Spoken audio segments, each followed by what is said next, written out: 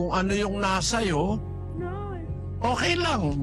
Sabi ng unang Timoteo, pakinggan mo ang sabi ng salita ng Diyos, Ngunit kung tayo'y may pagkain at pananamit, ay masisiyahan na tayo doon. Kung meron tayong pagkain, meron tayong pananamit, masisiyahan ka na. Wala kang bahay, pwede namang umupa. Huwag ka mainggit. Baka may mainggit ka, nagnakaw ka para magkaroon ka nung wala sa'yo. Kung nakakakain ka naman, nakakainom ka, masiyahan ka na ron. At wala kang bahay, wala kang sasakyan, may MRT naman O kaya may paa ka naman para maglakad. Para gumawa ka ng masama dahil sa inggit gusto mo meron ka rin ng lahat ng bagay. Ang sabi sa Biblia, wala tayong dinalang anuman sa sanlibutan at wala rin naman tayong mailalabas na anuman.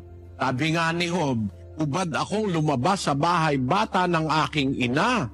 Hubad din akong babalik doon sa Panginoon.